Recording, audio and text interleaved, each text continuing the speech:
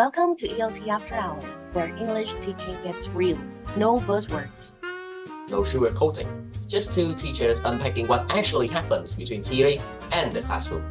I'm Phil. I bring the classroom chaos and the real life stuff nobody puts in the methodology book. I'm Ken. I bring the methodology book and tons of academic research. We don't always agree. But we always go deep. If you're tired of pretty slides and vague answers, you're in the right place. So grab your tea, or don't, but let's talk. What's up with you with your bandana? Is it your new signature? Yeah, my student gave me one, so I've been rocking one since. Actually, they gave me two, but one is not technically a bandana; it's just a headband, the black one. But Yeah. it's very cool. So, and they said that it suits me, since these days I have shown them a lot of hip hop culture. So they think like, this might, be your style moving forward. It does, actually. It suits you. I used to wear these bananas in my classroom too. All my students were shocked. Yeah. Oh yeah. You remind me of those pictures. Yeah, I saw one of those before. You Really? rocking the bandana? Yeah. For some reason, Yeah, I think it's I did. I don't remember. I think I did. yeah. Yeah. Those days are gone. Now my hair is like Oh, no. huge. So I can. I mean, like, yeah. Even though I think I have quite like some sort of thickness in my hair, but still, You the banana do. can still hold it. Your hair is like a lot. Well, from what I see afar, hair is a lot. But I think if you're teaching teens, this is something they really love. This is something like they really, really like. And I think you guys can like have really, really good bonding. But you Well, are yeah, yeah. yeah. No, please. I mean, yeah. I mean, like, I don't know, because 90% of the time when they learn with a teacher, they would see some sort of a normal looking teacher. Yes, normal. Normal. And to some degrees they may feel that is the standard of what a teacher looking. And Exactly. yeah, and so, and in their heads, and they just feel, the idea of a teacher have wearing everything formal is, like part of a system. And a lot of them, from my perspective, they were trying really hard to buckle the system. Like, yeah, being in that age range where everything is sought out to to get them. So, and when we like coming into the class wearing something that unlike any other teachers are having appearances that relate to them, that show them that we are part of their airlines, not the enemies. Exactly. So yeah, I remember vividly when the first time I went to teach in a private school in uh I think it's Tân district that year. Yeah, like at that time I was rocking my long hair already, and usually I wear very strange ties, like a ducky tie, and like skull tie. Yeah, so the moment I walk inside the classroom, everyone look at me, and but my students were, they share a lot of things about me with other classes, which it's flattering. Yeah, it's the attention you will receive, because like I think like they think like this could never happen, you know. Mm. As a teacher, you are supposed to be standard. You are supposed to be the standard. You are supposed to be something looks very out of reach and far-fetched for them to understand as, you know, the concept of a human being. So, Yeah. yeah, that's my experience, you know. I don't know about yours. How about yours? Mine too. I used to teach since, and actually, they love my style.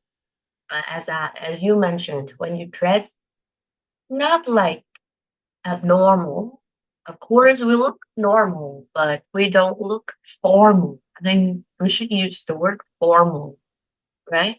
Um, so we look like kind of like more casual, more like what they often see on their Mm, maybe TikTok, Facebook page. I don't know. On movies, blah blah blah.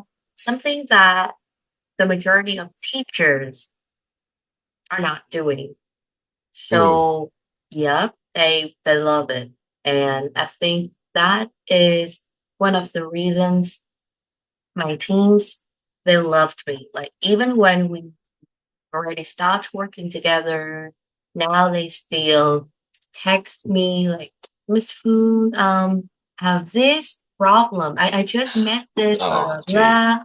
Can I talk to you? Yeah, I love it. I love it.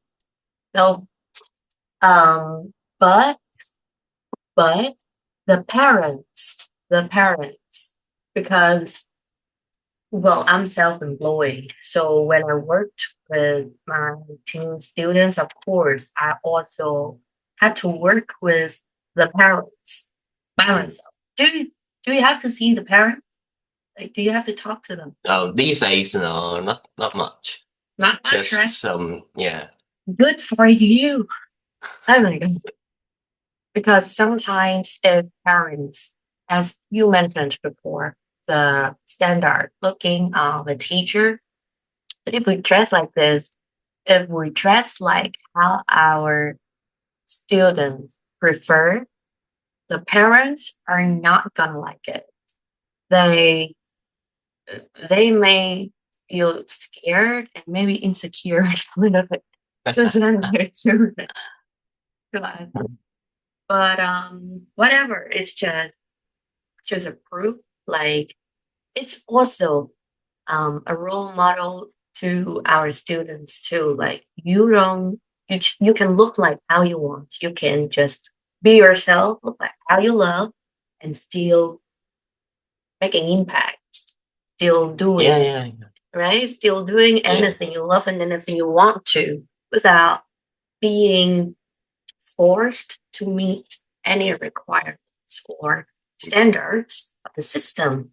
So yes, yes. But Yeah, um I think like I think that's part. I don't know about you, but you know, correct me if I'm wrong. That's part coming from the need and your, you know, your urge to change, to make a difference, right? As a teacher yourself, not just students. Students feel bored when, you know, everything is repeatedly all over, you know, over and over again. And also like they didn't get anyone to represent them. They didn't get anyone to listen to them. So for my part, like I start doing weird things, weird considered by others. When I want to do something that my students can relate to, they can see themselves through me, and you know, and yeah, again, the keyword thing is make a difference. What exactly. your reason? Yeah, what the reason at first to be different, though? Exactly, exactly. It's well, personally, I think it's not personal. The urge, Hmm. no, no, no, sorry. I think it's personal. The urge to change something, to really do something, because you didn't just wake up one day and suddenly you want to innovate. Hmm. You have to observe. You have to present in your classroom and you have to mm, feel something break in the classroom. So then you will see a moment when maybe the method you're using didn't land, or maybe you saw a lot of learners zoning out, or maybe the materials sometimes, sorry, but no, I'm not gonna sorry. Sometimes the materials felt like a joke. You have to really be in it to feel it, and then you want to change, you want to innovate. I think innovate is a better word in this context for real. uh, true. Like To innovate. I think we followed the book, the framework, uh, the CFR, the can Mm, do list, blah blah blah. But sometimes if you really don't know who your student is going through, no, who your students are, what they are going mm, through, or maybe your whole mindset, it will never click the students' mm, lesson. It is just not happening. And so I yeah, totally agree with it. yeah. Especially, I think, especially for teens. For Mm, teens. yeah. I like how it everything all goes back to like the point we talk about authenticity and Yeah, authentic learning, you know. it is. It is. Yeah. Honestly, That's I think when I told you to let's do a podcast together, I only think about the keyword authenticity because I feel like wherever we go, we still have to go back to authenticity. mm, It's like it's in everything, but just we've been ignoring it for so long. yeah. So I think like this is a good topic to bring back the some of the points of authentic learning because like you can be, you can be a facade when you teach preschooler, when you teach primary students, or heck, even when you teach junior high when they are still young and they are still like don't understand that much. So and also they are not at the phase where they are angsty and rebellious towards anything. But I think like a lot of teachers got messed up or mixed up is that when moving forward to high schooler, they kind of like associate high schoolers or even university students with the idea of them being special or even like special needs or the idea that they are always like a force that is opposite to the teacher without, and those teachers didn't take a lot of consideration into the ideas of, well, why there's like some sort of rebellion at first to begin with, and second of all, like the way how they deal with those conflicts, like they are doing hard to get, they are doing like they are letting a whole as war happening inside of their classroom, or they are doing some sort of Cold War tactics, like Yeah, literally they turn the whole classroom into uh, into a battlefield, like yeah, which is very tiresome when as us looking outside from the outside. But yeah, a lot of a lot of I think like the keywords here I'm looking for is misconceptions.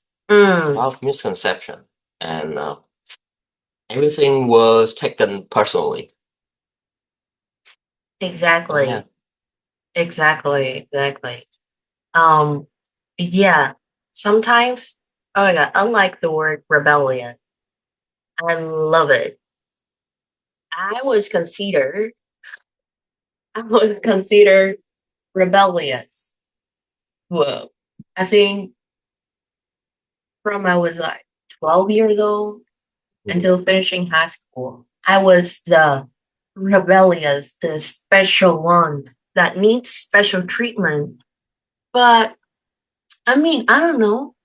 I'm growing up, I'm learning things. I'm learning things. I'm trying to figure a lot of things out myself during that period.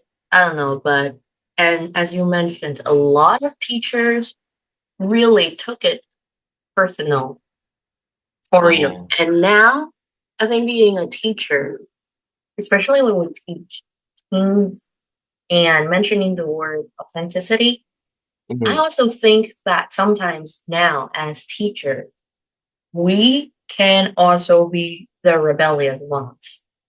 If you're tricking the textbook, if you wear bandana classroom, if you do weird things, if you know your students too well, if you have fun with them, if they feel comfortable to talk to you, to talk with you, you're the rebellious one. Mm. Staying exactly the same now, even when we're already teachers, educators. Yeah, yeah, yeah. I mean, it's like it sounds so bizarre when you say it out loud, but then it's the reality check that hits you every time when you step foot into your classroom. I mean, Right. like, we thought after all of those years we studying like authentic learning of Lombardi, um, the lifelong learning of Eric, the all sort of the game-based learning of Zimmerman, all the idea of Vygotsky, Piaget about social learning that, you know, to the point that we have come to our sense a bit. And what we are like the actions that we thought to be rebellious seems Mm, to more align to all of those research of the greats has come before us, but yet mm. we still treat all of those actions as unconventional and unorthodox. I mean, Right? is that weird? Tell me something I don't know. Like even now, I feel no. It's actually reality. It's not how I feel, but a lot of teachers now seeing their teen students are like teens for a lot of teachers are empty cups. Hmm, A lot. I've talked to a lot of teachers and I received a lot of really negative feedback. Like, hmm, they say their teens are not studying. They cannot, they cannot um, acquire any knowledge. They have stopped learning, blah, blah. I don't know what you think about it, but for me, I think the teens, especially the teens, not the adults, not the kids, the teens, they are already, this sounds really cringe, but they're learning machines. Because, I mean, when I asked my students before, when I taught teens, when I asked them to analyze a very viral TikTok video, um, something like a reading text, they were more articulate than a lot of adults in my business class. They just needed someone to treat their knowledge as valid because they know hmm, things. They are learning a lot of things by on their own terms. And but yeah, they I feel like they're absorbing knowledge at a more terrifying rate, like social dynamics, the algorithms, the performances online, blah blah. So I feel like authentic learning for teens should be recognized as they already are learning. We hmm, are not starting something from scratch, but we really have to dig deeper into what they need, what they want, how they learn, especially that, how they learn. So I don't know, how do you think about this?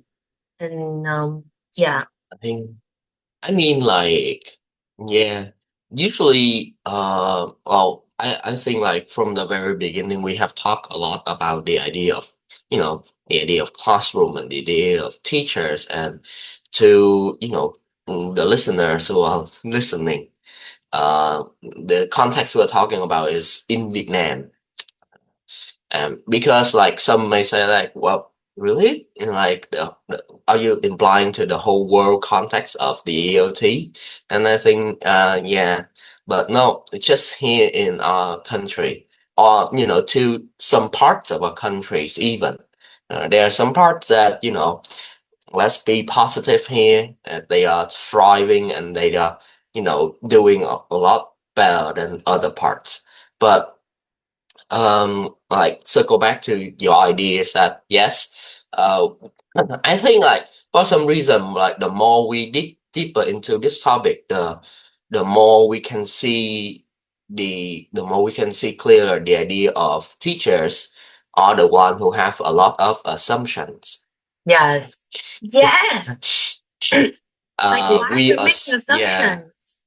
yeah, we assume that students, they are only rebellious because they want to, because that's, the next best thing, the cool thing for them to do. We assume that if you trustworthy, you are not qualified to be a teacher yourself, regardless of your teaching skills and all of the, you know, the knowledge of methodologies that you have. And we also assume that the learning process only happens inside the classroom, inside of the 45 minutes or the 35 minutes, whatever. Um, you have with your students, and because of that we tend to kind of like cram everything together, and we don't tend to leave the room for breathing for our students, which can ultimately lead to the idea of learned helplessness. um, I think like a lot of foundational framework has mentioned this when they were when many behaviors they saw the idea of that a dog stop wanting to jump through hoops and to get to their food if there's no food at the very end, even like when they were electrocuted or gave them a little zap. So, and that's the same thing with our students, because we mostly assume that the students they fall behind because they are lazy.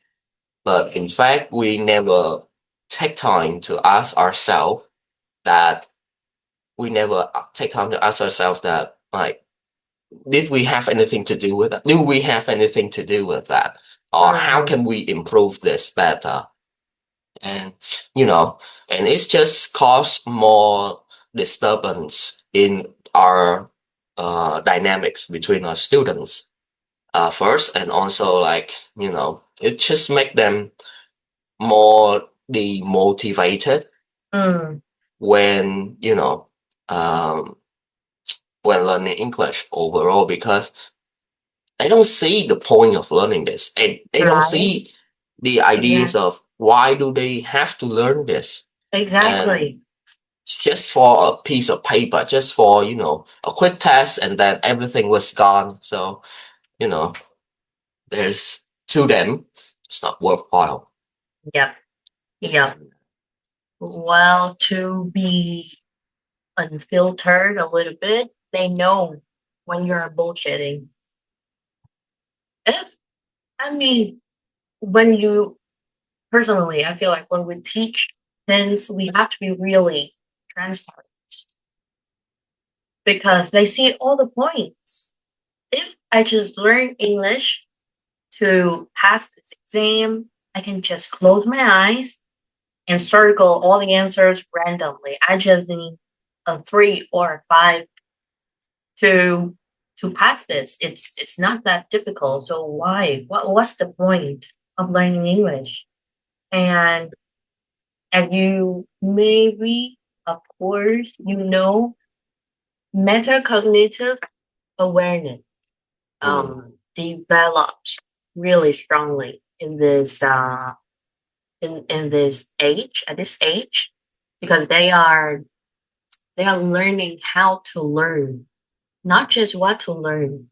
So do you think sometimes they refuse, like they intentionally refuse to absorb the knowledge in the classroom? Do you think I that? mean, I do. yeah, like of course, like when they are at this stage of losing all hopes and feeling like they are less than nobody, and why do they want to keep on going, right?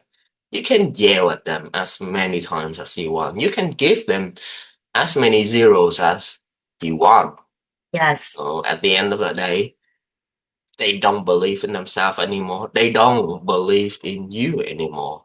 Don't Yes. believe in the idea of learning anymore. So yeah, what gives?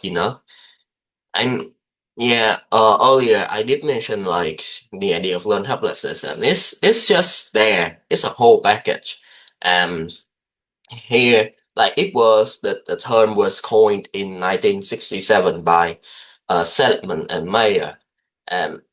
Through the dark experiments, they show like how people, not just animals, people, they feel that there's no need for trying, and they like what we call is demotivation Mm, when they lose all hope, not just unmotivated but demotivated, and yeah, and there's no need for them to learn anything anymore. As teachers, I think like a lot of teachers say they don't want to be academic, but then being academic is something that gives you the foundation mm, of dealing with everything in real life. If you refuse to take off in, then what how will you deal with everything in your yes. classroom? Yes. Yes. Yes. Yes. But well, I totally agree. If you want to be practical, you have to know the theory first. You have to know the foundation. You have to know, okay, why am I doing this? Even though yes, you are doing things with your instinct, uh, practical knowledge. But yeah, I do agree. The foundation is really, really important. Like it's gonna direct you to a lot of your decisions in the Mm. classroom. Yeah, yeah. Um, I didn't know. Actually, I didn't know that a 30-minute talk is gonna be this difficult because we are nearly finished 30 minutes. We barely get anywhere, you know. Oh yeah, right? Oh my god. It's like, what? Is it really 30 minutes? Well, that's Yeah. so like, should we continue or should Uh, we control I ourselves? mean, well, yeah, I mean, at least we have set a very strong foundation for, the next time that we jump back on this topic, that we have set our, the ideas, we have painted a very clear pictures of what we are talking about, like what's the, when we talk about teenager students, like what do they look like? And when we talk about the system and the traditional or the track model of an English teacher in Vietnam, what do they look like, and how many things that they tend to assume, and what is the main struggle they are dealing with without knowing, that is the name of the struggle, or that is there's a struggle. Mm, So yeah. yeah, that's good foundation, I Yes, believe. yes, yes. Again, good foundation. Yeah, but I think this is pretty good to test if our audience, other teachers prefer this short talk or those really long talk we did. Yeah. But yeah, again, next week, I think we are gonna have a really long talk. It's gonna be a Oh yeah. special episode. Right, yes, of course, because like we cannot just open a problem and leave it there, you know. We need to have some sort of suggestion, Exactly. solutions, stuff. Yeah. And I mean, we both yap a lot, so we're sorry for it, but we yap, certified yappers. So we just can't. We just can't. But yeah, okay. Um, again, I will promise I'm gonna export this video and upload on YouTube right after we finish this meeting. And then guys, just want you guys to know that the next episode is really special. We are gonna keep it a secret. Yeah, Mhm. secret for you guys. Yeah, Go and unpack it in our next episode. yeah. Thank Don't know you. why we Yeah, have that special. It's yeah. just is we want it to be special this time, so Yes. let it No be. idea why. Why? What? When? I don't know. But yes. Okay. Thank you for joining us. Once again, this is Ia. What our name? What's our name? ELT the hours. ELT After Hours. Okay, yeah. This is ELT After Hours. Thank you for listening and being here with us. See you guys in our next special episode. Toodles! All right, that's a wrap for this episode of ELT After Hours. We hope it made you think, or at least made you laugh while creating papers. If you like it, send it to your favorite teaching buddy or that one coworker who always has too many tabs open. We'll catch you in the next one. Toodles!